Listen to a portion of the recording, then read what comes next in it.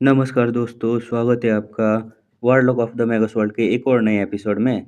पिछले चैप्टर में हमने देखा कि लेनिन ने अपने blood line ability dream eater से लेजेंडरी असैसिन सोरोस को उसके ही सपने में मारकर उसकी सोल एनर्जी, मेमोरीज और कॉम्बैट स्किल को डेवर कर लिया। तो चलिए शुरू करते हैं आज का एपिसोड। स्टोरी शुरू होती है इनके अंदर एक तेज चिंक से। इनकीपर देखती है कि कल रात का वो हैंडसम लड़का बेड पर लाइफलेस पड़ा है। पब्लिक सिक्योरिटी ऑफिसर आते हैं, पर केस ट्रबलसम देखकर बात दबा देते हैं। एक चर्च एक्लोइटी आकर फॉर्मल प्रेयर करता है और बॉडी को यहाँ पर ब्यूरियल के लिए भेज दिया जाता है। सोरोस की बॉडी को यहाँ पर बरी करने जो इंसान ले जाता है, वो एक गंदा ड्रंक ग्रेव डिगर था। वो सोरोस की बॉडी से कपड़े और जूते उतार कर बोलता है, इन कपड़ों की कीमत 30 ब्रॉन्ज पीसेस तो होंगी। मैं पब जाकर रात भर दारू पीऊँगा। तुमने मुझे इतना कुछ दिया, मैं तेरा गंदा और फिर तेरा जो गड्ढा होगा, बाकियों से बड़ा खोदूँगा। चर्च ऑफ साइरिक का टॉप 10 लेजेंडरी असैसिन सोरोस अब एक नंगा ज़मीन पर पड़ा था। तभी शैडो से चर्च ऑफ साइरिक का एक हाई रैंक्ड थीफ निकलता है। वो ड्रंक डिगर को मारकर सोरोस की बॉडी उठाता है और सो हो जाता है। ये कैसे हो सकता है? इसका बॉडी स्ट्रेंथ एक नॉर्मल ह्यूमन जितना हो चुका है और इसका सोल कंप्लीटली बैनिश हो गया है। इतना खौफनाक तरीका। चर्च ऑफ साइरिक के ग्लूमी वैली में बिशप को ये न्यूज़ मिलती है। बिशप टेंशन में बोलता है, मैं हमारे गॉड साइरिक से कांटेक्ट किया है। सोरोस की सोल डिवाइन किंगडम में नहीं आई। उसकी सोल कॉन्फिनिएंट में नहीं है, बल्कि कंप्लीटली मिसिंग है। हमारे गॉड का डिवाइन इम्प्रिंट भी पूरी तरह मिट चुका है। एक लेजेंडरी एक्सकॉर्ट को बिना किसी ट्रेस के मिटा देना, इस बात से पूरे पूरे के पूरे चर्च ऑफ साइरिक में सन्नाटा छा जाता है। बिशप ऑर्डर देता है, इसके पीछे जो भी है सबको पता करो कौन है। हाई रैंक्ड थीफ ऑर्डर लेते वक्त मनी मन रोता है, क्योंकि लेलिन फॉलेन ने एक लेजेंडरी को मार दिया था। ऐसे मॉन्स्टर को इन्वेस्टिगेट करने भेजकर मुझे मरवाना चाहते हैं क्या? खैर, ये बस इन्वेस्टिगेशन है। लॉर्ड बिशप खुद भी उसे लड़ने की हिम्मत नहीं करेंगे। तो यहाँ पर ये सब तो चल रहा था। वहीं दूसरी तरफ लेलिन को इन सब बातों से कोई फ़र्क नहीं पड़ रहा। वो चुपचाप अपने विज़ार्ड टावर में वापस ना आ गया था और वो सोच रहा था कि ना ड्रीम मीटर एबिलिटी सच में सबसे डेमोनिक ब्लड लाइन वाला पावर है। मैजिक वर्ल्ड के हिसाब से, यहाँ पर मैगस के वर्ल्ड के हिसाब से, एक क्रिस्टल फेज मैगस ने मॉर्निंग स्टार मैगस को आसानी से मार दिया। ये चिप ड्रीम मीटर की रिपोर्ट दिखाता है। Nightmare absorption bloodline ability dream meter target के ड्रीम वर्ल्ड में इन्फिल्ट्रेट करके उसके ट्रू सोल को डिजेनरेट करता है और ड्रीम को डेवर करके उसकी हर चीज़ एब्जॉर्ब कर लेता है।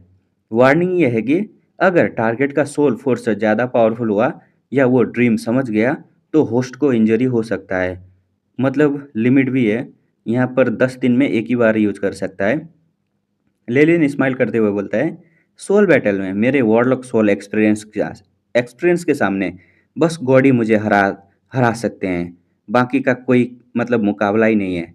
मैंने सोरस के सोल को डेवर करके उसके सारे एक्सपीरियंस ले लिए हैं। अब मैं लेजेंडरी रियलम में इंटर होने के लिए पूरी तरह तैयार हूँ। लेलिन डीप मेडिटेशन में चला जाता है अपने पावर को रिफाइन करने के लिए। लेकिन तभी फॉलेन आइसलैंड पर एक बहुत बड़ा मेहमान आता है। चर्च ऑफ विकिन की गॉड ब्रिटिश जीना एक मिडल एज्ड मैन के सामने झुककर बो करती है। वो वेलकम, वेलकम लॉर्ड जेफरिस। और ये और कोई नहीं बल्कि चर्च ऑफ वेल्थ का लेजेंडरी एक्सपर्ट स्पीयर क्रूसडर जेफरिस था। जेफरिस के लंबे सिल्वर वाले एक्वालाइन नोज एकदम परफेक्ट है और ईगल लाइक ग्लोइंग आइज थी। उसके आसपास एलिमेंटल पार्टिकल्स नेचुरली घूम रहे थे, तैर रहे थे, एक ट्रू लेजेंडरी की तरह। जेफरीज गंभीर आवाज में बोलता है, मुझे जल्द से जल्द उस यंग विजार्ड लेलिन के पास ले चलो। कैडवेर कलेक्टर सोरोस जैसे लेजेंडरी एसेसिन के टारगेट को प्रोटेक्ट करना आसान काम नहीं है। यहाँ पर ना जेफरीज को लगता है कि ना सोरोस अभी भी लेलिन को मारने आ रहा है और वो लेलिन को ना सेव करने आया है, जबकि लेलिन पहले ही सोरोस को मारकर उसकी आत्मा का डाइजेस्ट भी कर चुका होगा। यहाँ पर जीना सोचती है, चर्च ने लेलिन को शिप करने के लिए डायरेक्ट लेजेंडरी एक्सपर्ट भेज दिया। उसका टैलेंट और फ्यूचर पोटेंशियल सच में अनमैचेबल है। जेफरी भी यहाँ पर क्यूरियोसिटी में देख रहा था, तो बोलता है, मैंने सुना है उसने डेविल को डिटेक्ट करने वाले अमेजिंग मैजिक आइटम बनाए हैं। I am curious about this young wizard. लेकिन बात करते करते जेफरी सडन रुक जाता है। उसके ना आईज हिल पड़ते हैं और एकदम खड़े हो जाते हैं। विजार्ड टावर पर लॉक हो जाते हैं। जीना कंफ्यूज होकर पूछती है, माय लॉर्ड क्या हुआ? जेफरीज बिना जवाब दिए टावर की तरफ भागने लगता है। उसके फेस पर शॉक और डिसबिलीफ था। जीना घबरा जाती है। वेट वेट रुको, माय लॉर्ड रुकिए। आप डायरेक्ट टावर क्यों जा रहे हैं? जेफरीज जानता था कि टावर के अंदर कोई नॉर्मल एक्सपेरिमेंट नहीं हो रहा है। वो एक न्यू लेजेंडरी बीइंग का बर्थ हो रहा है। विजार्ड टावर के अंदर लिली ने अपनी लाइफ का सबसे बड़ा क्वालिटेटिव ब्रेक थ्रू कर रहा था। वर्ल्ड ऑफ गॉड्स में नॉन रिलीजियस प्रोफेशनल रैंक 21 पर लेजेंडरी रियलम में इंटर करते हैं, जो मतलब मान लो मैगस वर्ल्ड के ना मॉर्निंग स्टार ब्रेक थ्रू जितना ना टफ होता है। पर सोरस के सोल एसेंस को डेवर करने के बाद लेलिन के लिए ये बस एक स्टेप था। ए चिप कंटिन्यूज नोटिफिकेशन दे रहा है। Beep arcane spell network construct completed. Host internal सेलिक foundation constructed. Beep host spiritual force has been reach the limit breaking through. Host is advancing to legendary realm. Boom. Lelin का sea of consciousness में मिस्टी spiritual force gather होकर एक rainbow coloured crystal बन जाता है। Bottle नेक explode होता है और उसकी सोल हॉट स्प्रिंग में सोख होने जैसी रिलीफ फील करती है। Beep spirit plus one host has advance to rank 21 and become a legendary arcanist. लेकिन गेम यहाँ ख़त्म नहीं होता। लेलिन की स्पिरिचुअल फोर्स आउटर वेव को ब्रेक करके डायरेक्ट इनर वेव में इंटर कर जाती है। इनर वेव में इंटर करते ही लेलिन को गॉड्स का सबसे बड़ा सीक्रेट दिखता है, जो डिवाइन किंगडम से स्टार की तरह नीचे आने वाले डिवाइन स्पेल चैनल थे। लेलिन स्माइल करके सोचता है, एंशियंट नेथुरल आर्गेनिस्ट इनर वेव से पृष्ठ के डिवाइन स्पेल स्लॉट स्टील कर लेते थे। ये तो गॉड्स के मुंह पर थप्पड़ मारने जैसा है। ऐसे ही तो आर्केनिस्ट ने गॉड का गुस्सा मोल लिया था। एआई चिप उसके न्यू लेजेंडरी स्टैट और फिट्स डिस्प्ले करता है। Legendary body body legendary beast जितनी टफ और हाई रीजनरेशन है। मैक्सिमम अप्रेजल एबिलिटी यहाँ पर बहुत ज़्यादा बढ़ गया है और यहाँ पर वर्ल्ड ऑफ गॉड्स के हिसाब से वो रैंक 4 वॉरलॉक बन चुका है। और यहाँ पर ओरिजिन फोर्स डिटेक्शन हुआ है, रिप्लेस विथ आर्केन डिटेक्शन। और यहाँ पर सब कुछ लेलिन चौंक जाता है। मतलब ओरिजिन फोर्स डिटेक्शन में ना चौंक जाता है वो। वर्ल्ड ओरिजिन फोर्स को उसे ना यूज करना बस लॉ कॉम्प्रीहेंड करने वाले बीइंग रैंक 7 प्लस ही कर सकते हैं। गॉड्स ने ना आर्गेनिस्ट का खात्मा इसलिए किया था क्योंकि वो गॉड की एकदम थाली से खाना चुरा रहे थे। मतलब ओरिजिन फोर्स चुरा रहे थे। लेलिन जानता था कि ना अगर गॉड्स को पता चला कि वो ओरिजिन फोर्स मैनिपुलेट कर सकता है तो सारे गॉड मिलकर उसे क्रश कर देंगे। पहले ही इतने सीक्रेट हैं। और एक और सही, लेलिन ने इसे भी कामली एक्सपेक्ट कर लिया। तो यहाँ पर एआई चिप लेलिन के फाइनल लेजेंडरी स्टैट रिफ्रेश करता है। Lelin fallen legendary stat race human legendary rank 21 arcanist spirit 21 arcane energy 210 status healthy fits legendary सर्ड्यूस और स्कॉलरी और intermediate perfect body dreamscape vision specialities origin force detection.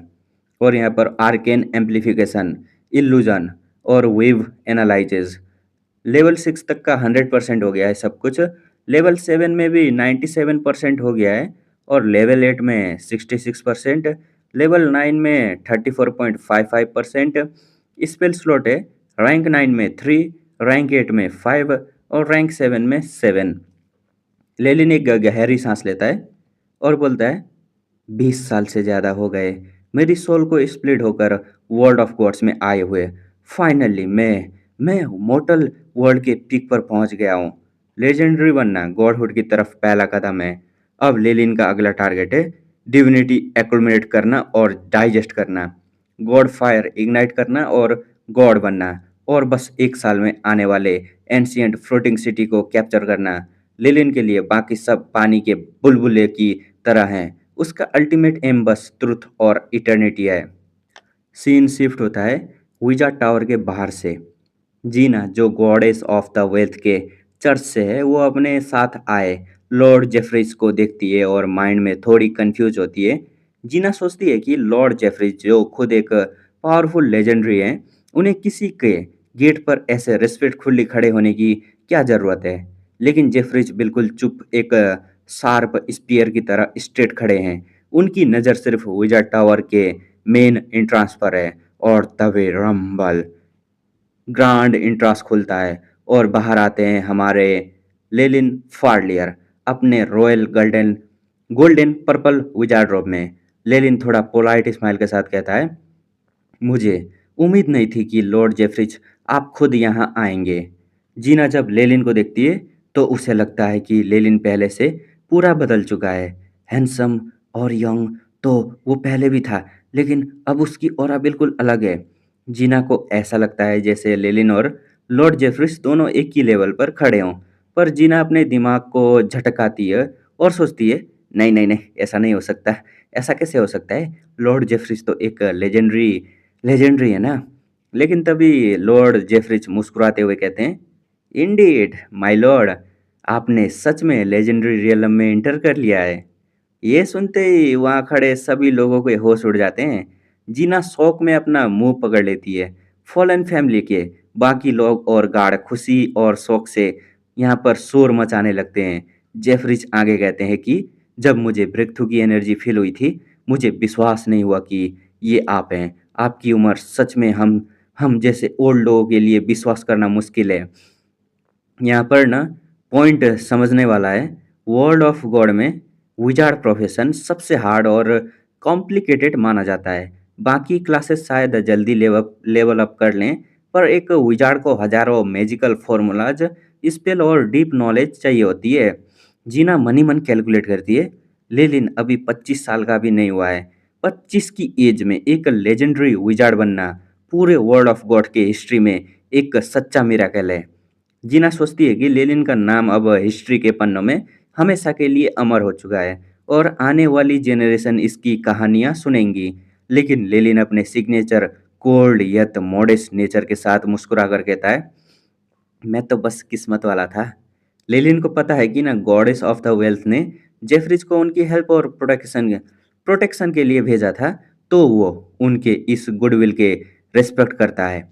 लेलिन Jefferies को अपने tower के अंदर invite करता है डिस्कशन के लिए, क्योंकि वर्ल्ड ऑफ गॉड्स का एक ही सिंपल रूल है, समझ और रेस्पेक्ट सिर्फ बराबर वालों को इक्वल स्टैंड में होता है। अब कहानी शिफ्ट होता है गॉड ऑफ मदर साइरिक के चर्च पर। डार्क रोब में एक पुराना बिशप एक इंटेलिजेंट रिपोर्ट पढ़ रहा होता है। रिपोर्ट में लिखा था कि लेलिन ना सिर्फ लेजेंडरी बन चुका है, बल्कि उसके पास ऐसा हिडन ट्रम्प कार्ड भी है जो दूसरे लेजेंडरीज को जान से मार सकती है। क्योंकि उनके सीक्रेट एजेंट सोरोस का क्या हाल हुआ था, ये तो सबको पता ही है। बिशप ठंडी सांस लेता है और अपने सैड पृष्ठ से कहता है, हमारे लोगों को बहुत केयरफुल रहना होगा। लेनिन का खिलाफ कोई भी इन्वेस्टिगेशन पकड़ी नहीं जानी चाहिए। फिलहाल रिवेंज के प्लान को होल्ड पर डाल दो। गॉड ऑफ मदर के फॉलोअर कभी भी ऑनर या इज्जत की परवाह नहीं करते। वो कॉन्स्पिरेसी और बैक स्टैबिंग में एक्सपर्ट होते हैं। उन्होंने डिसाइड किया है कि अभी डायरेक्टली अटैक करना पागलपन होगा। वो सही वक्त का वेट करेंगे किसी को यहाँ पर ढूंढने के लिए, और अंदर से लेलिन के सीक्रेट निकालने की कोशिश करेंगे। आगे हम देखते हैं डैम ब्रेथ किंगडम के प्लेस के सीन में। वहाँ के एजिंग किंग अपना आफ्टरनून रेस्ट छोड़कर अपने सबसे खास एडी और लीडर ऑफ कोर्ट विजार्ड से मिलने आते हैं। किंग परेशानी में पूछते हैं, तो क्या वो विजार्ड यंग विजार्ड सच में लेजेंडरी बन गया है? सिल्वर आइड हाई रैंक्ड विजार्ड आंसर देता है, हाँ your majesty, church of wealth के लॉर्ड जेफरीज ने इसकी कंफर्मेशन की है। इस सिल्वर एयर्ड विजार्ड के फेस पर थोड़ी जलन और दुख साफ दिखाई देता है।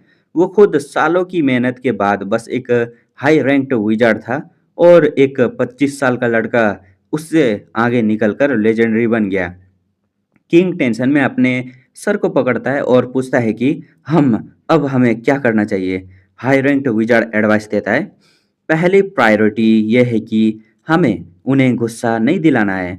लकीली लेलिन हमारे किंगडम का ही कोर्ट विजार्ड है। मार्क्यूस गोल्ड थ्रॉन ब्लॉसम ने जो प्रपोजल दिया था कि लेलिन को एक बड़ा टाइटल और लैंड ग्रांट किया जाए, हमें वही करना चाहिए। एक लेजेंडरी विजार्ड का हमारे किंगडम में होना हमारी डिप्लोमेसी का बहुत बड़ा स्ट्रॉन्ग कारण बनेगा। किंग तुरंत एग्री कर लेता है और आउटर पास कर देता है। और यहाँ पर सब कुछ ऑर्डर वीडर पास करने के बाद अब आते हैं यहाँ पर इंटरेस्टिंग पार्ट पर। रैफियाना, आपको याद होगा रैफियाना वो लड़की थी जो सिल्वरी मून में लेलिन के साथ थी। जब सिल्वरी मून पर अटैक हुआ था तब लेलिन ने कोल्डली कैलकुलेट करके वहाँ से निकलने का डिसीजन लिया था क्योंकि वो एक सुसाइडल फायर थी। लेकिन रफियाना ने इमोशनली वहाँ रुक कर लड़ने का फैसला किया था।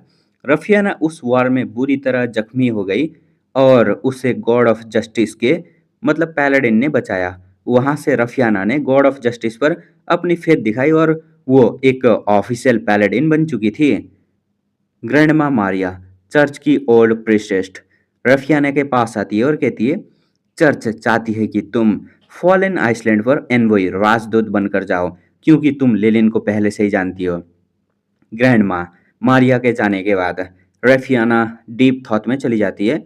वो अपने उन दोस्तों को याद करती है जो सिल्वरी मून में जस्टिस और इमोशनल होकर लड़े थे। वो सब मारे गए, उनकी हड्डियां तक राख बन चुकी हैं। और दूसरी तरफ लेलिन, जिसने कोल्ड लॉजिक और रैशनल चुना था, वो आज एक लेजेंडरी विजार्ड बनकर दुनिया पर राज कर रहा है। रेफियाना थोड़ी डिस्टोर्टेड स्माइल के साथ कहती है जो हेल्प करने आया वो मरे गए और तुम जो सिर्फ रैशनल सुनते हो एक लेजेंडरी बन गया। क्या तुम मेरा मजाक उड़ा रहे हो? लेकिन रफियाना अपना इरादा कमजोर नहीं होने देती। वो गॉड ऑफ जस्टिस की स्टैचू के आगे झुककर प्रे करती है और प्लेज लेती है और बोलती है कि आपने बात से यहाँ पर आप लेजेंडरी बन गए होंगे, पर मैं अपने पाथ से नहीं भटकूंगी। मैं ये प्रूव करके रहूंगी कि आपका डिसीजन गलत था। इस दुनिया में बचाने लायक सिर्फ दो ही चीज़ें हैं, लव एंड जस्टिस। और यहाँ पर लेलिन के लेजेंडरी बनने की खबर फैलती है। पूरे कॉन्टिनेंट से बड़े बड़े एनबॉय, चर्चेस और मर्चेंट ग्रुप फॉलेन आइसलैंड पर आना शुरू हो जाते हैं। पोर्ट वेनस जो पहले ही फेमस था अब और ज़्यादा फॉस्फोरस हो जाता है क्योंकि वर्ल्ड ऑफ गॉड में एक लेजेंडरी विजार्ड की प्रोटेक्शन मिलने से बड़ा कोई सेफ्टी गारंटी नहीं हो सकता। ट्रेडर और मर्चेंट को बस एक सेफ इन्वायरमेंट चाहिए होता है और लेलिन का नाम ही उनके लिए काफ़ी था। यहाँ पर फॉलेन आइसलैंड पर ना पूरे कॉन्टिनेंट से यहाँ पर इम्पोर्टेंट मेहमान आना शुरू हो चुके हैं। बैरन जोनस लेलिन के फादर ने अपने सारे सर्वेंट और मैन पावर को काम पर लगा दिया था, लेकिन फिर भी मेहमान इतने ज़्यादा थे कि मैनोर में जगह कम पड़ गई। डेजर्ट और नॉर्थ साइड से आए हुए लोगों को फॉलेन आइसलैंड पहुंचने में टाइम लग रहा था, पर जितने भी लोग आए थे उन्हें अब पोर्ट वेनस का लोकल इन में और होटल में रुकना पड़ रहा था। इसी वजह से वहाँ के मर्चेंट की तो लॉटरी ही लग गई। हर चीज़ के दाम कई गुना बढ़ गए। बैरन जोनस और उनकी वाइफ पूरी तरह से शॉक और इमोशनल यहाँ पर हो जाते हैं। वो सोच रहे थे, क्या सच में हमारा बेटा एक लेजेंडरी बन चुका है? वर्ल्ड ऑफ गॉड में एक लेजेंडरी वो पावरफुल एंटिटी होता है जिसके बारे में शायर हमेशा गीत गाते हैं, जो पूरे किंगडम के रूलशिप को बदल सकता है और उनका बेटा अब उस लेवल पर खड़ा है। मैनोर और इनमें रुके हुए एनवॉय और नोबल अपना आसपास में बस एक ही इंसान के बारे में बात कर रहे थे, लेलिन फार्लियर। एक एनवॉय कह रहा था, 25 साल से कम उम्र का लेजेंडरी विजार्ड, इसने तो पूरे कॉन्टिनेंट का रिकॉर्ड तोड़ दिया है। दूसरा बोलता है, र्यूमर है कि वो गॉडेस ऑफ वेल्थ का फेवरेट सोल है, वरना इतना फास्ट प्रोग्रेस इम्पॉसिबल है। पर एक नॉलेजेबल इमेजरी उसे करेक्ट करता है, फेवर्ड सोल होने से सिर्फ यहाँ पर फास्ट एडवांस करते हैं, विजार्ड नहीं। मतलब क्लेरिज क्लेरिज वगैरह पैराडिन वगैरह करते हैं, विजार्ड नहीं। लेकिन के पास जरूर कोई एक्स्ट्रा ऑर्डिनरी टैलेंट या सीक्रेट तो होगा ही।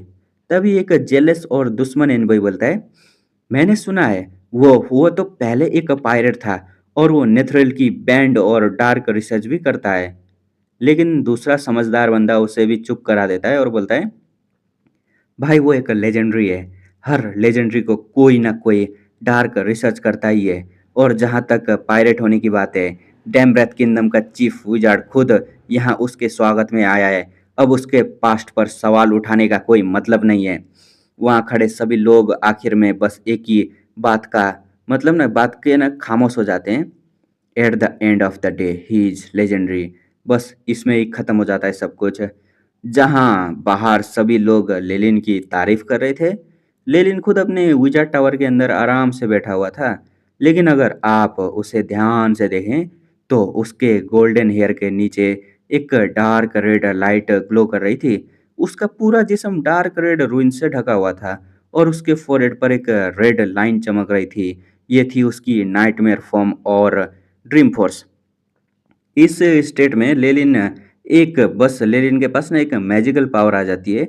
ड्रीम फोर्स की मदद से वो हर उस इंसान के इमोशन और प्रेयर को देख सकता था जो उसका नाम पुकारते थे। वर्ल्ड ऑफ गॉड्स का ना रूल है कि जब कोई विजार्ड लेजेंडरी रियलम में आता है तो उसकी बॉडी और सोल एक नए लेवल पर अपग्रेड हो जाती है। ये गॉडहुड भगवान बनने की तरफ पहला स्टेप होता है।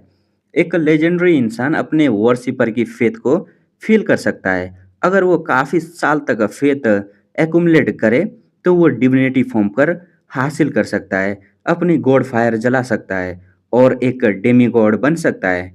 लेकिन यहाँ पर एक बहुत बड़ा कैच है। वर्ड ऑफ गॉड्स के ट्रू गॉड असली भगवान कभी नहीं चाहते कि कोई नया बंदा उनके क्लब में एंट्री करे, मतलब यहाँ पर एंट्री करे। चर्चेज हमेशा उन लोगों को सप्रेस और क्रश कर देती है जो गॉड बनने की कोशिश करते हैं। लेजेंडरी या डेमी गॉड बन के वर्शिपर जमा करना बहुत डेंजरस पाथ है और गॉड ने सिस्टम ही ऐसा बनाया है। लेजेंडरी एक्सपर्ट प्रेयर का सिर्फ बहुत वीक और ब्लड रिस्पॉन्स दे सकते हैं, जैसे खराब नेटवर्क वाला फ़ोन। और डेमी गॉड सिर्फ रैंक 5 तक के डिवाइन स्पेल अपने क्लेरिक्स को दे सकते हैं। और ट्रू गॉड डिवाइन स्पार्क वाले वो रैंक 1 से रैंक 9 तक के सभी पावरफुल स्पेल दे सकते हैं। तो ऑब्वियस बात है कि नॉर्मल लोग किसी लेजेंडरी की जगह ट्रू गॉड को ही पूजा करेंगे। गॉड ने पूरे फेथ सिस्टम पर अपना मोनोपोली बनाया हुआ था। लेकिन लेनिन के पास एक ऐसा वेपन था जो इस पूरे सिस्टम को बाईपास कर सकता था। वो था ड्रीम स्केप विजन और नाइटमेयर एब्जॉर्प्शन। लेनिन कहता है कि भले ही मैं अभी एक नया लेजेंडरी हूँ, लेकिन मेरी सेंसिटिविटी टू फेथ किसी वीक गॉड से भी ज़्यादा है। ट्रू गॉड्स को सिर्फ फेथ श्रद्धा की ज़रूरत होती है, जो मिलना मुश्किल होता है। लेकिन लेनिन का नाइटमेयर एब्जॉर्प्शन लोगों के इमोशन जैसे डर, खुशी, गुस्सा, आश्चर्य को भी एब्जॉर्ब कर सकता है। दुनिया में फेथ कम हो सकती है, लेकिन इमोशन तो हर इंसान के अंदर चौबीसों घंटे होते हैं। क्वांटिटेटिव कंपैरिजन करें तो इमोशन का सोर्स फेथ से हजारों गुना बड़ा है। बाकी गॉड्स के लिए ये इमोशन बहुत क्रूड और बेकार होते हैं, पर लेनिन के नाइटमेयर एब्जॉर्प्शन के लिए ये प्योर एनर्जी है। इस यूनिक टैलेंट की वजह से लेनिन के गॉड बनने के चांसेस 5 गुना बढ़ जाते हैं। लेनिन गॉडहुड की रिक्वायरमेंट को एनालाइज करता है। Divinity and god fire, faith और इमोशन को एक्युमुलेट करके जलाना। और यहाँ पर divine rank, world of gods के लॉ को समझना। और divine spark and divine kingdom, true god बनने के बाद अपना खुद का एक अलग प्लेन वर्ल्ड बनाना जहाँ उसकी सोल सेफ रहे। लेनिन जानता है कि ना उसे अपने पहले वर्शिपर और क्लेरिक्स को बहुत ध्यान से चुनना होगा, क्योंकि उनकी प्रेयरी उसके ना फ्यूचर डोमेन और डिवाइन किंगडम का नेचर तय करेंगी।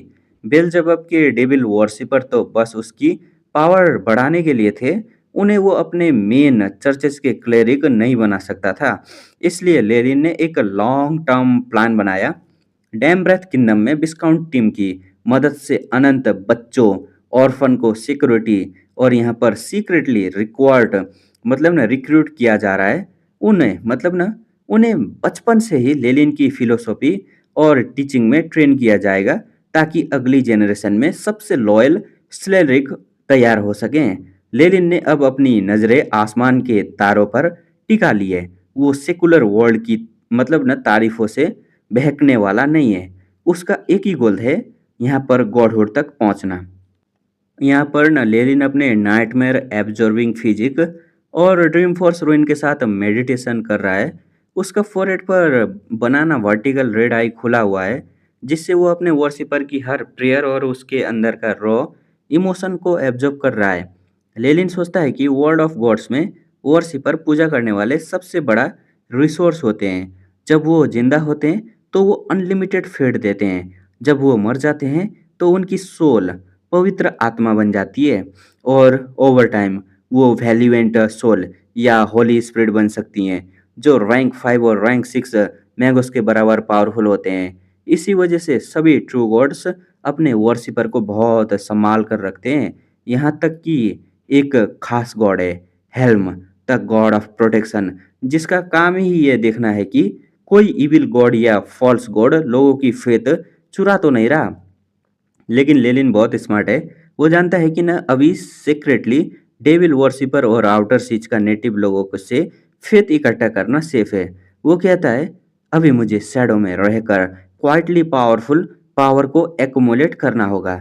एक बार मैं ट्रू गॉड बन गया फिर मुझे किसी का डर नहीं रहेगा। मेडिटेशन खत्म करने के बाद टावर गेनी लेलिन को रिपोर्ट देता है कि स्पीयर क्रूसोडर जेफरिस पिछले आधे घंटे से बाहर वेट कर रहे हैं। साथ ही डैमब्रेथ किंगडम और चर्च ऑफ जस्टिस के एनबॉय भी मिलना चाहते हैं।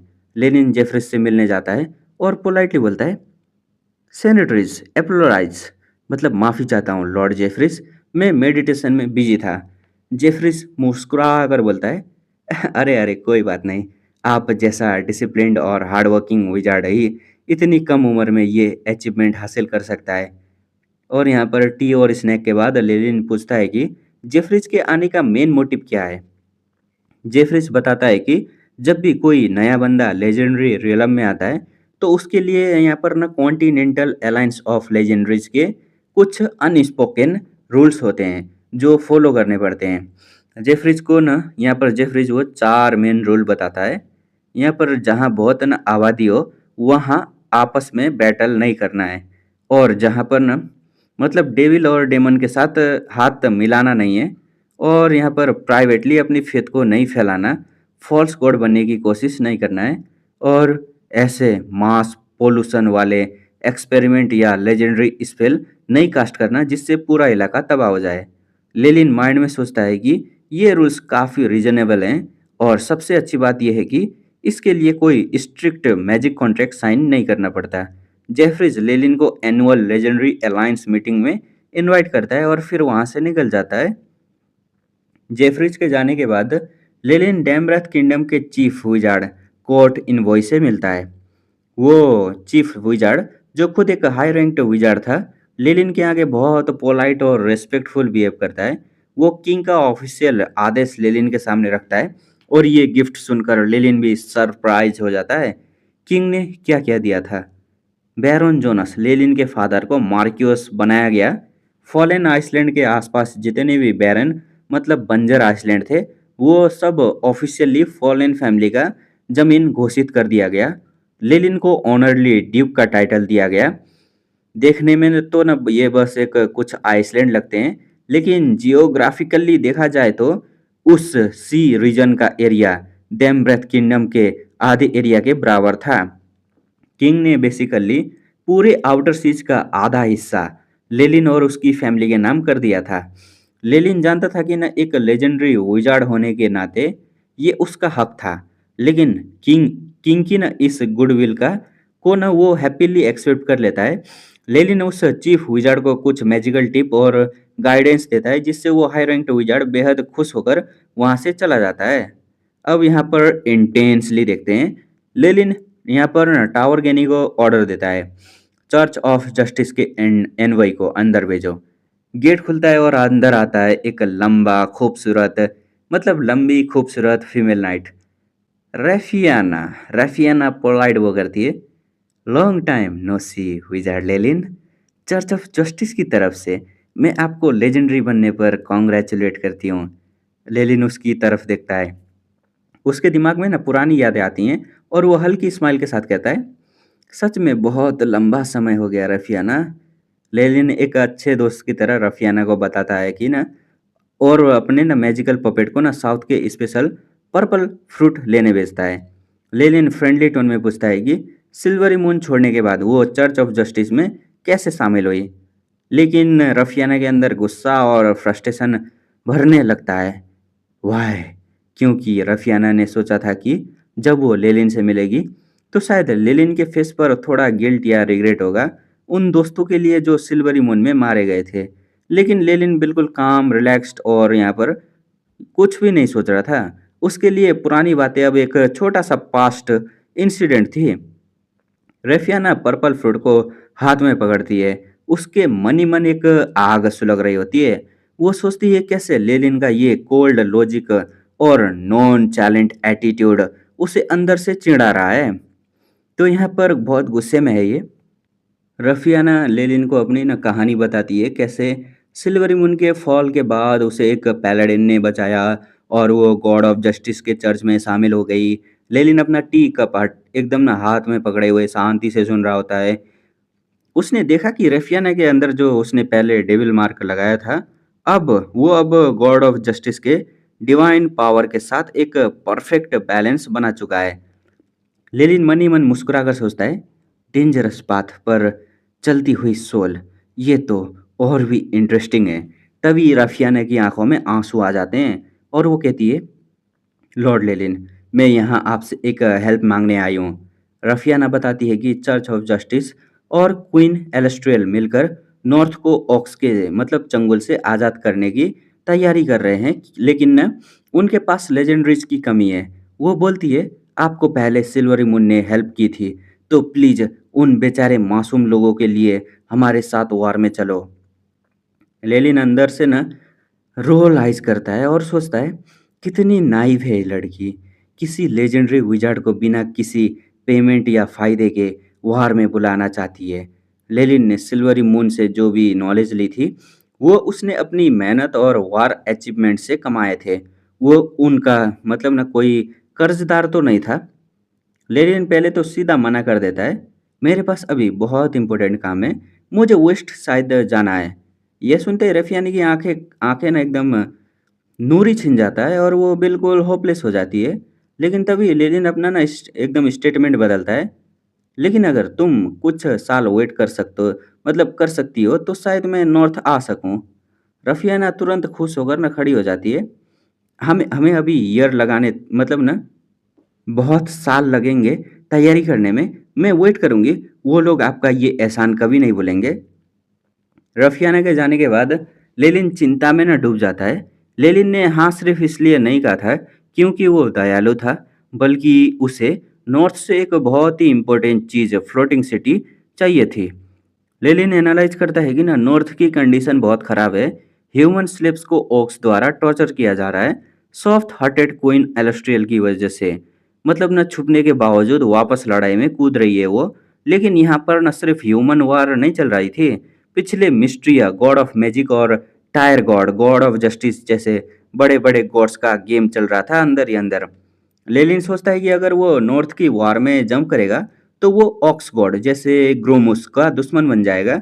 गॉड्स के अवतार से लड़ना कोई बच्चों का खेल तो नहीं होता। तो अभी शॉर्ट टर्म में उसको ना अपनी स्ट्रेंथ को ना 100 गुना कैसे बढ़ाना है ये सोचना था। लेनिन जानता था कि ना लेजेंडरी रियलम में लेवल अप होने में हजारों साल लगते हैं। इसका एक ही शॉर्टकट था, हाई रैंक्ड डिवाइन वेपन या आर्टिफैक्ट उससे ना लेवल अप करना। और एक लेजेंडरी आर्केनिस्ट के लिए फ्लोटिंग सिटी उड़ते हुए शेर से बड़ा कोई आर्टिफैक्ट तो हो ही नहीं सकता। नेथुरल एरा की फ्लोटिंग सिटी सिर्फ एक शहर नहीं होती थी, उसके अंदर माइज एनर्जी कोर होता था जो इन्फानाइट पावर देता था। उससे एक सेमी प्लेन से मर्ज किया जाता था, जिससे वो एक डिवाइन किंगडम जितना स्ट्रॉन्ग फोर्ट किला बन जाता है। अगर लेनिन के पास फ्लोटिंग सिटी आ गई तो यहाँ पर प्राइम मटेरियल प्लान में गॉड के अवतार भी उसका कुछ नहीं बिगाड़ सकेंगे। लेनिन खुद मैगस वर्ल्ड का रैंक 6 ऑलमोस्ट रैंक 7 वॉरलॉक रह चुका है, तो उसकी नॉलेज पुराने आर्केनिस्ट से कहीं ज़्यादा डीप थी। वो फ्लोटिंग सिटी का फुल पोटेंशियल यूज कर सकता था। लेनिन डिसाइड करता है कि न सबसे पहले वो आउटर सीज के मामलों को निपटाएगा, फिर वेस्टर्न डेजर्ट जाएगा और वहां से फ्लोटिंग सिटी लेकर नॉर्थन की तरफ बढ़ेगा। अगले कुछ दिन तक कॉन्टिनेंट की अलग अलग बड़ी ऑर्गेनाइजेशन के इनबॉय लेनिन से मिलने आते हैं। सभी उसे गिफ्ट और ब्लेसिंग देते हैं, क्योंकि किसी के साथ कोई कॉन्फ्लिक्ट नहीं था। लेनिन सभी के साथ अच्छे से घुल मिल जाता है। इसके बाद फॉलेन आइसलैंड पर एक ग्रांड सेलिब्रेशन सेरेमनी रखी जाती है। डैम्ब्रेथ किंग का ऑफिशियल डिग्री पढ़ा जाता है। फॉलेन फैमिली को ऑफिशियली मार्क्योस्ट डायनेस्टी घोषित कर दिया जाता है। लेलिन के एक लेजेंडरी विजार्ड होने की वजह से उनकी फैमिली का नाम अब सदियों तक अमर हो चुका था। आउटर सीज की छोटी-छोटी सभी ऑर्गेनाइजेशन और आइसलैंड अब डैम्ब्रेथ किंगडम को छोड़कर फॉलेन फैमिली के अंदर शामिल हो जाती हैं। आउटर सीज एक तरह से डैम्ब्रेथ से अलग होकर लेलिन के अंडर एक नया एम्पायर बन चुका था। फॉलेन फैमिली का असली गोल्डन एरा अब शुरू हो रहा था। यहाँ पर हमें वर्ल्ड ऑफ गॉड के जियोपॉलिटिक्स से ना थोड़ा बताया जाता है। वर्ल्ड ऑफ गॉड इतना बड़ा है कि ना इसके प्राइम मेटेरियल प्लान के ऊपर और नीचे हजारों सेमी प्लान्स भटक रहे हैं। एंजल, डेविल, डेमोन्स और एलिमेंटल्स सभी इसी जगह पर अपना कंट्रोल चाहते हैं। कॉन्टिनेंट के सबसे एज पर है द वेस्ट डेजर्ट। ये इलाका इतना बंजर और सूखा है कि यहाँ कभी भी आने वाले ब्लैक सैंडस्टॉर्म सब कुछ जिंदा दफन कर देते हैं। कहते हैं कि ये डेजर्ट हजारों साल पहले गॉड की एक बहुत बड़ी वॉर की वजह से बना था। पहले यहाँ फर्टाइल लैंड और पावरफुल सिविलाइजेशन हुआ करती थी, जो अब रेत के नीचे दबी हुई हैं। यहाँ हर साल हजारों एडवेंचरर और मर्चेंट आते हैं यहाँ एक स्पेशल आइटम खरीदने। मर्चेंट यहाँ पर ना पैसा कमाने आते हैं, और कुछ लोग आते हैं डेजर्ट की हार्श कंडीशन में अपनी फेथ और बॉडी को खतरनाक ट्रेनिंग करके लेवल अप करने। हालाँकि ज़्यादातर लोग रेत में ही मर जाते हैं, दफ़न हो जाते हैं, तो कोई बच जाता है लेजेंडरी। अब ट्रेडिंग यहाँ पर ना सीज़न शुरू हो चुका था, और हमारे हीरो लिलिन फार्लियर ने नॉर्विक सिटी में कदम रखा। ये शहर वेस्ट जेजर के एंटर पर एक छोटा-सा ओएसिस के पास बसा हुआ है। लेनिन ने एक साधारण व्हाइट रोब विजार्ड का भेष बनाया हुआ था। वो शहर की रौनक को देखते हुए आगे बढ़ता है। बाजार में हर जगह रिफाइंड और से बनी साप तलवारें बिक रही थीं। नेटिव ट्राइब्स की फीमेल स्लेव और बेली डांसर बिक रही थीं, और एंशियंट रूइन के सामान बिक रहे थे। लेनिन अपने तेज आंखों से एक ही नज़र में यहाँ पर ना ताड़ लेता है कि मार्केट में बिकने वाले 90% एंशियंट आर्टिफैक्ट नकली हैं, और जो असली भी हैं वो काफ़ी बेकार हैं। बाजार में अलग-अलग प्रोफेशन के लोग थे।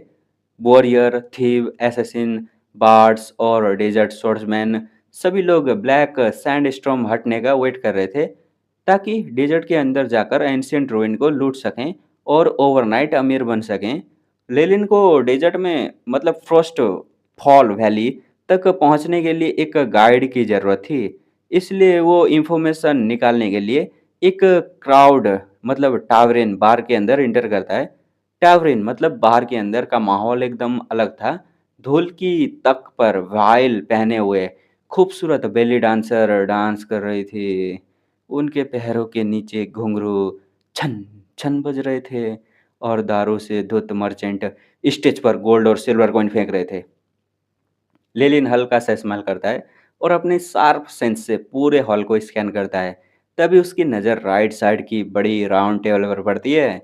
वहाँ एक वाइट टर्बन और वाइल पहने एक अकेला स्वॉर्डमैन बैठा था। उसकी नैरो आइज बेहद ठंडी, और उसके कमर पर एक ब्लैक टंगी हुई तलवार थी। लेलिन मन ही मन सोचता है, नियर लेजेंडरी स्वॉर्ड्समैन, इस बार में टैवरिन में सबसे पावरफुल बंदा यही है। लेलिन वहाँ के वेटर को एक गोल्ड क्रोना सिक्का फेंक कर देता है, और एक टेबल पर बैठकर अपने लिए यहाँ पर कुछ खाने के लिए वेजिटेबल सूप और जूसेस वगैरह ऑर्डर करता है। खाना खाने के बाद लेलिन वेटर से सबसे अच्छे डेजर्ट गाइड के बारे में पूछता है। लेलिन एक और ना गोल्ड कॉइन वेटर की तरफ बढ़ाते हुए बोलता है, मुझे सबसे अच्छा गाइड बताओ, और ये कॉइन तुम्हारा। वेटर लालच भरी नज़र से बोलता है, सर सबसे अच्छे गाइड को तो बड़े मर्चेंट ग्रुप ने पहले ही हायर कर लिया है। अकेले डेजर्ट में जाना बहुत डेंजरस है। बेहतर होगा कि आप किसी मर्सनरी ग्रुप के साथ चलें। लेलिन वेटर की ईमानदारी से खुश होता है, क्योंकि वो लालच में आकर उसे कोई नकली गाइड मतलब ना नहीं चिपका रहा था। लेलिन कॉइन उसे दे देता है, पर किसी ग्रुप को ज्वाइन करने से एकदम मना कर देता है, क्योंकि लो रैंक्ड एडवेंचरर उसके लिए सिर्फ बर्डन बोझ की तरह होते। वेटर के जाने के बाद लेलिन डार्क रेड वाइन का ग्लास उठाता है। देखने में लग रहा था कि ना वो वाइन एंजॉय कर रहा है, पर यहाँ पर उसका एआई चिप 100% कैपेसिटी पर काम कर रहा था। एआई चिप पूरे बार में चल रही सभी ढिलमिली आवाज़ें, विस्परिंग, फुसफुसाहट और सीक्रेट कम्युनिकेशन सबको इंटरसेप्ट करके डाटा कलेक्ट कर रहा था। बहुत चालाक है भाई तू। तभी एआई चिप एक ऐसी सीक्रेट कन्वर्सेशन को पकड़ता है जिसे सुनकर तो लेलिन के हाथ रुक जाते हैं। उस नियर लेजेंडरी स्वॉर्डमैन के टेबल पर एक फीमेल विजार्ड आकर बैठती है। वो विजार्ड सीक्रेट बातें करने के लिए एक नॉइज बैरियर स्पेल कास्ट करती है, लेकिन लेलिन के एआई चिप के आगे ये बिल्कुल बेकार है। वो फीमेल विजार्ड एकदम फुसफुसाते हुए बोलती है, एक महीने बाद, a month later, Frost fall valley, boom. ये सुनते ही लेलिन का फेस सीरियस होकर डार्क हो जाता है। लेलिन माइंड में कैलकुलेट करता है, एक महीने बाद, वही तो टाइम है जब फ्लोटिंग सिटी वहाँ अपीयर होने वाली है, और लोकेशन भी वही है, फ्रॉस्ट फॉल वैली। लेलिन को समझ आ जाता है कि फ्लोटिंग सिटी के बारे में सिर्फ उसे ही नहीं पता, किसी और ग्रुप ने भी एंशियंट हिस्टोरिकल रिकॉर्ड से टाइम और लोकेशन का पता लगा लिया है। लेलिन सोचता है, लगता है ये काम इतना सिंपल नहीं होने वाला। फ्लोटिंग सिटी को हासिल करने के लिए मुझे इन राइवल से निपटना ही पड़ेगा। अब यहाँ पर जब लेलिन यहाँ से ना जाने लगता है, चलने लगता है, तो वो एक सेकंड के लिए उस white robed near legendary swordsman की तरफ देखता है। उसके ब्लू आइज में एक सब्टल किलिंग इंटेंट होती है। टैवरिन में, मतलब होटल बार में बैठा वो स्वॉर्डमैन अचानक फ्रीज हो जाता है। उसकी रीढ़ की हड्डी में एक इतनी ठंडी सनसनी तोड़ती है जैसे मौत खुद उसके पीछे खड़ी हो।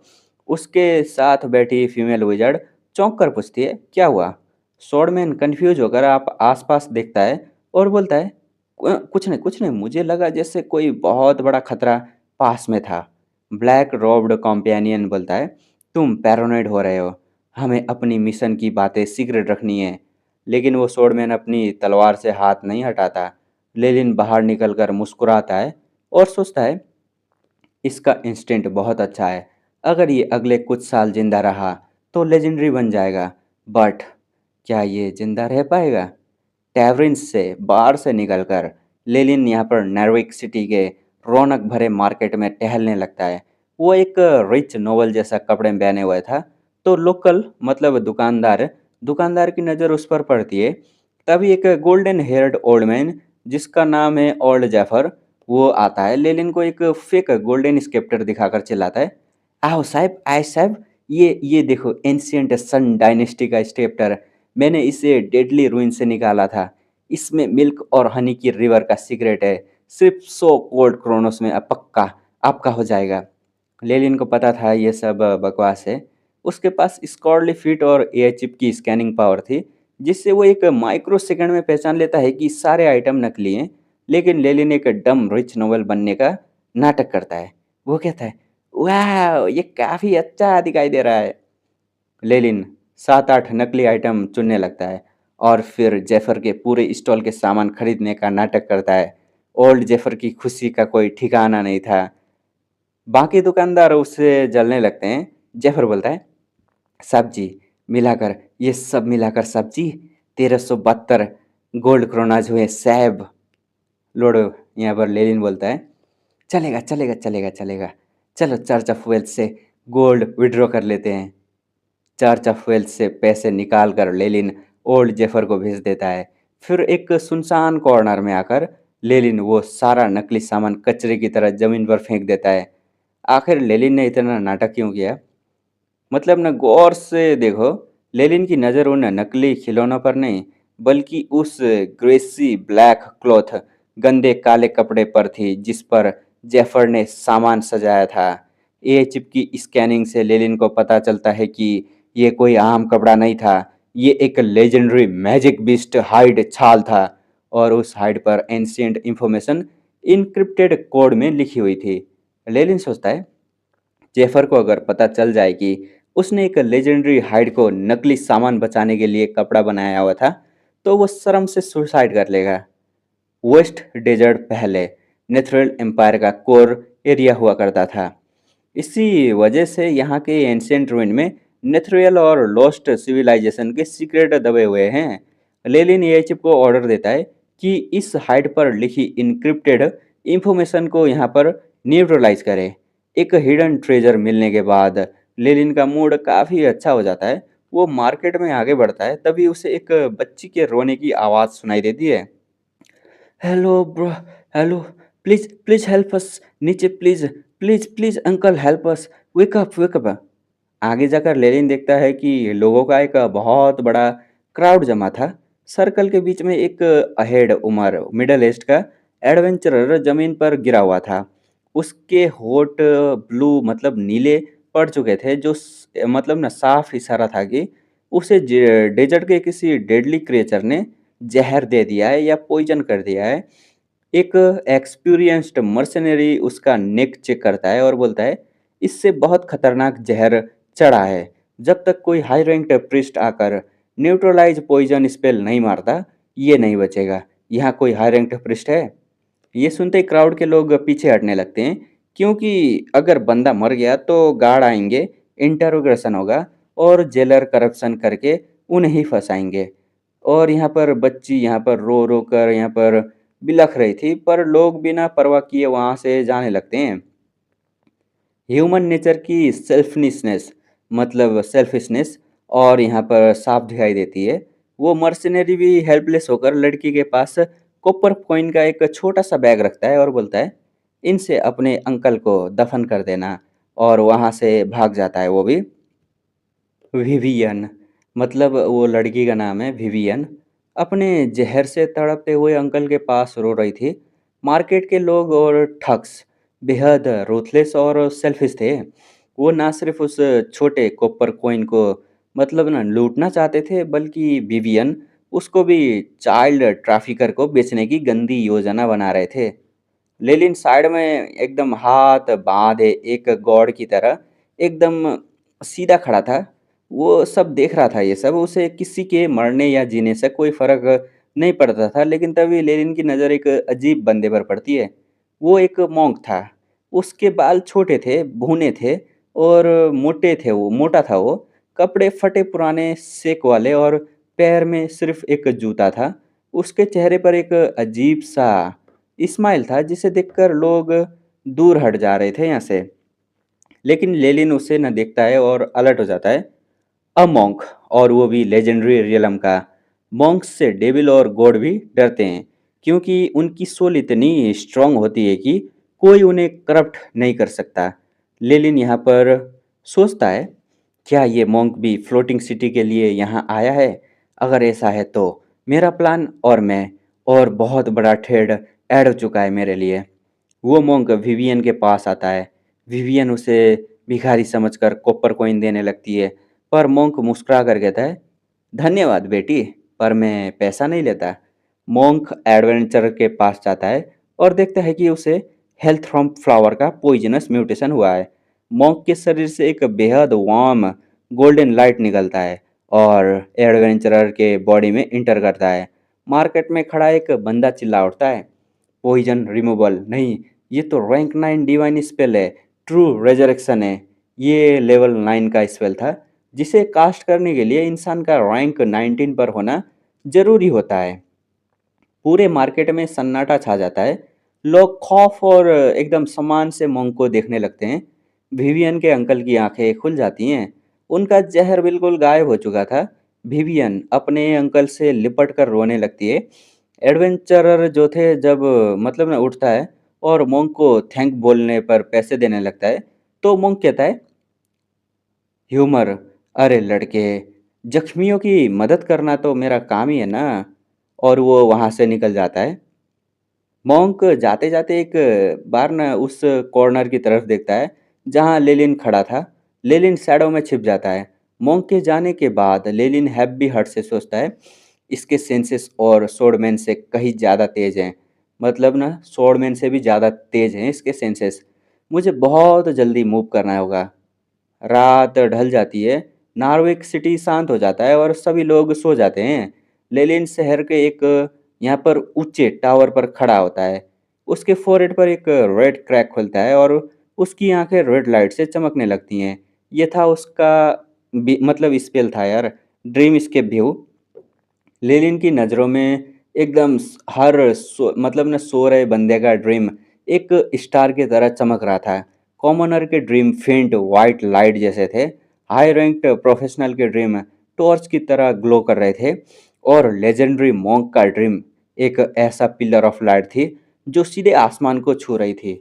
लेनिन को मॉन्क के ड्रीम में एकदम यहाँ पर ना पोक करता है, वो जान मतलब नहीं करता है, क्योंकि ना वो जानता है कि ना ड्रीम ईटर उसका ट्रम्प कार्ड है और उसे अभी रिवील करना बेवकूफ़ी होगा। लेनिन अपना टारगेट ढूंढता है।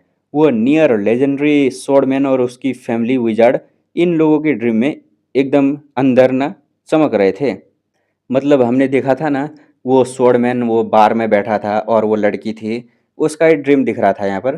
तो क्या करता है, लेनिन मुस्कुराता है और अपनी नाइटमेयर एब्जॉर्बिंग फिजिक का इस्तेमाल करके ड्रीम रेड ड्रीम फोर्स से एक विंग्ड आईबॉल फेंक मतलब पंख वाला आँख क्रिएट करता है। लेनिन कमांड देता है, गो। वो विंग्ड आईबॉल उड़ते हुए सीधे उस फीमेल विजार्ड के ड्रीम में इंटर कर जाता है। नाइटमेयर फोर्स पर लेनिन की इतनी ज़बरदस्त ग्रिप थी कि उस विजार्ड को पता भी नहीं चलता कि उसके ड्रीम को हैक कर लिया गया है। अगली सुबह जब वो एडवेंचर रिंग पार्टी डेजर्ट में जाने के लिए तैयार होते हैं, तो फीमेल विजार्ड उसका चेहरा ना पीला पड़ चुका था। उसके आंखों के नीचे डार्क सर्कल थे। सोडमैन पूछता है, क्या हुआ एलरी? इसका नाम एलरी है। एलरी क्या हुआ? फीमेल विजार्ड एकदम उल्टी जैसा करते हुए बोलती है, कुछ नहीं कुछ नहीं, बस रात को बेहद डिस्गस्टिंग ड्रीम आया था। मैंने अपने सपने में एक जिंदा विंग्ड आईबॉल को पूरा निगल लिया था। मुझे लग रहा है जैसे मेरी थ्रोट में अभी भी वो गंदा टेस्ट है। विजार्ड ना सोचते रह जाता है कि ये शायद कोई नाइटमेयर या कर्स है, पर अपना इंसेप्शन करने के बाद उसे कोई कर्स डिटेक्शन नहीं मिलता, तो वो इसे एक आम नाइटमेयर समझकर आगे बढ़ जाते हैं। इधर टाउन में लेलिन एक क्रिस्टल बॉल के सामने बैठा हुआ था। उस क्रिस्टल बॉल में सीधे उस फीमेल विजार्ड का लाइव व्यू चल रहा था। लेलिन एकदम खुश होकर मुस्कुराते हुए एकदम सेटिस्फेक्शन के साथ ना बोलता है, इम्प्लांटेशन सक्सेसफुल। अब इनकी लोकेशन मेरे हाथ में है। ये मेरे लिए रास्ता साफ करेंगे और मैं सेफ डिस्टेंस से इनका पीछा करूंगा। तो यहाँ पर इसने क्या किया पता चल गया ना, एक जीपीएस ट्रैकर लगा दिया उन लोगों के ऊपर, वो भी सीधा देखने वाला मतलब सीसीटीवी। भाई ने लगा तो दिया, अब आगे देखते हैं। प्राइम मेटेरियल प्लेन के बाहर एक ऐसा जगह से जहाँ चारों तरफ सिर्फ ऐसे वाइट बोन्स हड्डियों का ढेर लगा हुआ हो। ये था बोन किंगडम, हड्डियों का सेमी प्लेन। अचानक वहाँ जमीन हिलने लगता है और एक डैजलिंग ह्यूमन स्कल इंसानी खोपड़ी बाहर निकलता है। उसकी आइज सॉकेट में दो डार्क फ्लिकरिंग फ्लेम झलक रहे थे। वो स्कल एक एंशियंट वॉइस में बोलता है, मैं 1000 साल से सो रहा था। वो स्कल अपने दांत चबाता है और उसके मुंह से एक पेपर निकलता है। वो था नक्शा। वो फ्लोटिंग मैप को देखकर स्पेल चांट करने लगता है, द फ्लोटिंग सिटी, नेथरियल एरा की सबसे बड़ी अचीवमेंट। ये फ्लोटिंग सिटी सिर्फ एक और सिर्फ मेरी है। यहाँ पर कोई चिल्ला रहा था यार, द स्केलेटन लिच लाइलो पैक्सलूट। क्या है इसका नाम? लाइलो पैक्सल्यूट। हाँ, अपने बोन स्टैप को ज़मीन पर मारता है और ज़मीन फट जाती है।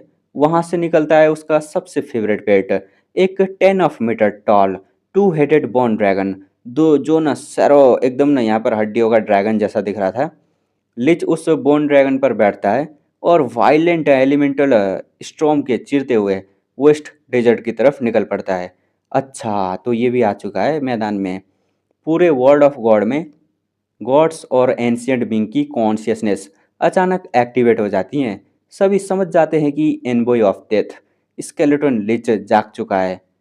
मतलब माहौल शिफ्ट होता है वापस वेस्ट डेजर्ट की तरफ। एक एक्सट्रीम इन्वायरमेंट पर सूरज की धूप इतनी तेज थी कि हर एक सांस आग निकलने वाली जैसी लग रही थी। डेजर्ट का टेम्परेचर इंसानों को जिंदा रोस्ट कर सकता था और यहाँ पर सब कुछ कैक्टिस तक डिसेपर हो चुके थे और आपस का कोई मतलब ग्रीन इलाका नहीं दिख रहा था यहाँ पर। नियर लेजेंडरी स्वॉर्डमैन अपना मैप चेक करता है और अपनी ग्रुप की फीमेल विजार्ड एलेरी से पूछता है, हम मतलब एलेरी यही वो सीसीटीवी फुटेज वाली, हम डेजर्ट के काफ़ी अंदर आ चुके हैं, हमें अपनी स्ट्रेंथ और पानी सेव करना होगा। एलेरी, तुम अभी भी उस नाइटमेयर के बारे में सोच रही हो क्या? सीसीटीवी बोलती है, अपने ना ड्राई हेयर को पीछे करते हुए बोलती है, नहीं वो ड्रीम तो अब नहीं आता, पर ये डेजर्ट का मौसम मेरी स्किन और एनर्जी दोनों को निचोड़ रहा है, देखो ना मैं कितनी गंदी हो गई हूँ। सोडमैन मनी मन विजार्ड की लो स्टेमिना को कर्स करता है, पर उसे इनकरेज करते हुए बोलता है, बस थोड़ा और बर्दाश्त करो, हम जल्दी ड्रीम ओएसिस पहुंचने वाले हैं, वहाँ हम रेस्ट करेंगे। ड्रीम ओएसिस वेस्ट डेजर्ट के सबसे खतरनाक डेप्थ में पानी का एक अकेला सोर्स था। कहते हैं कि ये एक मूविंग क्रिसेंट लेक, आधे चांद जैसा झील और यहाँ पर ना फॉरेस्ट में है, जो भटके हुए ट्रैवलर के लिए आखिरी उम्मीद होता है। लेकिन इन एडवेंचरर को बिल्कुल अंदाज़ा नहीं था कि उनके पीछे कोई उनके हर एक स्टेप पर नज़र रखे हुए था। हमारे लेलिन फार्लियर एक जाइंट सैंड स्कॉर्पियन रेत की बिच्छू पर बैठकर आराम से उनका पीछा कर रहा था। उसके सामने एक विंग्ड आईवॉल फ्लोट कर रहा था, जो सीधे उस विजार्ड के व्यू को प्रोजेक्ट कर रहा था। लेलिन अपना चीन स्ट्रोक करते हुए सोचता है, dream oasis Frost fall valley को बहुत पास है। अगर ये गाइड्स ना होते तो मुझे पाथ ढूंढने में बहुत टाइम लगता। मैं सेफ डिस्टेंस से इनका पीछा कर रहा हूँ, तो ये मुझे कभी डिटेक्ट नहीं कर पाएंगे। लिलिन को पता था कि ये एडवेंचरिंग पार्टी फ्लोटिंग सिटी के पीछे पड़ने वाले दुश्मन में सबसे कमजोर वेब है। लिलिन अपने स्कॉर्पियन को एकदम थपाता है और वो जाइंट बीस्ट तेजी से अपने हाथ पैरों से डेजर्ट पर आगे बढ़ने लगता है। रास्ते में लिलिन को बहुत से मोंक के ड्राई कॉप्स मम्मीज मिलते हैं, जो डेजर्ट में क्रॉस करते हुए प्यास से मारे गए थे। आगे बढ़ते हुए लेलिन को अचानक कुछ स्ट्रेंज फील होता है। फ्लोटिंग सिटी तक का रास्ता इतना शांत और क्लियर नहीं हो सकता। तभी लेलिन के फेस पर एक रियलाइजेशन आता है, अच्छा तो ये बात है, डेजर्ट के डेप्थ में वेस्ट डेजर्ट के नेटिव मतलब मूल निवासी रहते हैं। क्या ये लोग नेथरल एम्पायर के रेमेंट बचे हुए लोग हैं? ये सोचते ही लेलिन अपने स्कॉर्पियन राइड को छोड़ता है और एक फ्लाइट स्पेल कास्ट करके स्काई में उड़ने लगता है। और यहाँ पर जैसे ही वो कुछ सैंड ड्यून्स को क्रॉस करता है, उसके आंखों के सामने एक बेहद खूबसूरत और स्पार्कलिंग ग्रीन ओएसिस और क्रिसेंट लेक आता है। बंजर डेजर्ट के बीच में ये जगह किसी जन्नत से कम नहीं थी, लेकिन यहाँ का माहौल बिल्कुल शांत नहीं था। ओएसिस के पास एक वैगरस फाइट भयानक जंग शुरू हो चुकी थी। डेजर्ट नेटिव और एडवेंचर के बीच में तलवारें चल रही थीं और मैजिक स्पेल एक्सप्लोड हो रहे थे। लेलिन मुस्कुराते हुए बोलता है, नो वंडर, मुझे लग रहा था कि कुछ गड़बड़ है, तो बैटल यहाँ शुरू हुई है। तो यहाँ पर बैटल तो हो रहा है। यहाँ पर डेजर्ट ट्राइब के लोग तो वाइट रोब और यहाँ पर ना वाइट रोब में थे, जिनसे सिर्फ उनकी भेड़िया जैसी वुल्फ लाइक वायलेंट आंखें दिखाई दे रही थी। उनका लीडर विसल बजाता है और वो कैमल बैक पर एडवेंचर को घेर लेते हैं। फीमेल विजर्ड एलेरी सीसीटीवी डिफेंस मतलब ना डिफेंसिव मैजिक कास्ट करती है और अपने एसेसिन लीडर से पूछती है, ये लोग क्या चिल्ला रहे हैं? एसेसिन लीडर डार्क फेस के साथ बोलता है, ये कह रहे हैं कि हमें उनकी सेक्रेट लैंड पर कदम रखा है और वो हमारे खून से अपने गुनाह धोएंगे। और सबसे बड़ी प्रॉब्लम ये है कि वर्ड्स हैकरी का मतलब है किसी को जिंदा मत छोड़ो। डेजर्ट वॉरियर अपनी ज्वेल्ड सेवरेस कब्ड तलवारें लेकर आगे बढ़ते हैं। एसेसिन लीडर अपनी डैगर से एक आईसी स्टिक अटैक करता है और कुछ वॉरियर को एकदम यहाँ पर मार देता है। तभी डेजर्ट ट्राइब के फीमेल लीडर एक जाइंट हैवी एकदम सेवियर के साथ एसेसिन पर जंप मारती है। दोनों के बीच में जोरदार टक्कर होती है। क्यूआई की वेब से डेजर्ट और सैंड में बड़े बड़े गड्ढे बन जाते हैं। तभी डेजर्ट ट्राइब के लीडर अपनी हिडन डैगर निकालकर एसेसिन की आंख पर अटैक करता है। Desert secret technique dual serpentines विजट एलईडी टाइम पर मेज स्वॉर्ड स्पेल कास्ट करके एसेसिन को बचा लेती है। एसेसिन अपनी बॉडी मसल को बल्क करके जाइंट मोड में आता है और उसे पीछे धकेल देता है। तभी फीमेल लीडर के मुंह से एक हाई पिच क्राई निकलता है। एसेसिन शॉक हो जाता है, ये एक औरत है। दूसरी तरफ एडवेंचर के बर्जर्क मतलब बुल स्ट्रेंथ और बियर इंडोरेंस के बफ के साथ ह्यूमन टैंक बनकर डेजर्ट वॉरियर को उड़ा रहा होता है। लेकिन डेजर्ट ट्राइब के वॉरियर बेवकूफ़ नहीं थे, उन्होंने एकदम आवार से डायरेक्ट फाइट लेने के बजाय, मतलब यहाँ पर वही जो बल्क बने हुए हल्क बने हुए फिर रहे हैं ना, उनसे डायरेक्ट फाइट लेने के बजाय कैमल से जुड़ी हैवी मेटल चेन्स फेंक कर उसे स्पाइडर वेब की तरह ट्रैप कर लिया। आवार की रेज शांत होने लगती है और उसका बर्जक मोड एंड हो जाता है। एडवेंचरर का डेमो यहाँ पर ना मोरल एकदम पीक पर पहुंच जाता है। ये सब देखकर लेलिन आसमान में इल्यूजन मैजिक से खुद को हाइड करके ये सब चुपचाप देख रहा था। वो मन ही मन एनालाइज करता है, ये फीमेल ये फीमेल वॉरियर लेजेंडरी नहीं है, पर इसका material martial art skill legendary level का है। इस एडवेंचरिंग पार्टी का गेम यहाँ ख़त्म होने वाला है अनलेस इनका बैकअप ना आ जाए। लेलिन की नज़र अचानक दूर होरिजन पर पड़ती है और वो कॉशस होकर थोड़ा पीछे हट जाता है। बूम! आसमान में हजारों चिड़िया के चरचराने की बिजली कड़कने जैसी आवाज होती है। दिन के उजाले में एक blazing star like object speed से आता है। वो कोई स्टार नहीं बल्कि एक red hot blazing spar Barça भाले था, मतलब ना भाला था, जो इतनी सुपरसोनिक स्पीड से आ रहा था कि हवा के फ्रिक्शन से पिघलने लगा था। स्प्रेयर डेजर्ट वॉरियर के चीरते हुए सीधे फीमेल ट्राइब की लीडर की तरफ शूट होता है। लीडर अपनी ब्लेड क्रॉस करता है पर एक जाइंट एक्सप्लोजिशन होता है। बैंग के साथ लीडर गायब हो जाता है और जमीन पर सिर्फ उसकी ब्रोकन सैबर बचती है। डेजर्ट वॉरियर तुरंत अपने कैमल पर बैठकर वहां से भागने लगते हैं। एलिरी और एसेसिन लीडर की जान में जान आती है। एलिरी सीसीटीवी चिल्ला उठती है, लॉर्ड रोजरियो आप आ गए। वहाँ एंटर करता है lord Rogiro, wine red curly hair, silver eyebrow, metallic arm और बेहद स्ट्रिक्ट पर्सनैलिटी वाला एक पावरफुल मास्टर। एसेसिन झुककर बोलता है, माफ़ी चाहते हैं लॉर्ड रोगिरो, हम रास्ते में फंस गए थे। एलिरी उसे यहाँ पर प्यार की नज़रों से देखने लगती है, लेकिन लॉर्ड रोगिरो उन्हें गुस्से में घूरता है और बोलता है, तुम लोग यूजलेस बेवकूफ़ हो, एक छोटा सा काम नहीं कर पाए, और सबसे बड़ी बात, तुम्हें पता भी नहीं था चला कि कोई तुम्हारा पीछा कर रहा था। एलेरी ब्लैंक वो के बोलती है, क्या पीछा? नहीं, ऐसा नहीं हो सकता। लेकिन जैसे ही वो अपने हाथों से देखता है, उसका फेस खौफ से पीला पड़ जाता है।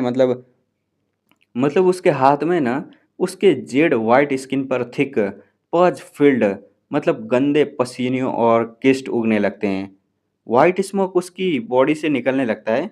एलेरी की दर्दनाक चीखें पूरे डेजर्ट में गूंजती है। कुछ ही सेकंड में स्मोक डिसपेट और वहाँ एलेरी की जगह जमीन पर सिर्फ पच का एक गंदा गड्ढा पडल ऑफ पच बचता है। मतलब सीसीटीवी खत्म हो गई है। मतलब यहाँ पर ना लेलिन ने दुश्मन की विजार्ड में जो नाइटमेयर आईबॉल इम्प्लांट किया था, लॉर्ड रोगिरियो ने उसे एक सेकंड में डिटेक्ट करके उस विजार्ड को पूरी तरह डिजॉल्व भी कर दिया। तो यहाँ पर वीडियो एंड करते हैं, मिलेंगे हम अगले एपिसोड में, तब तक के लिए बाय बाय।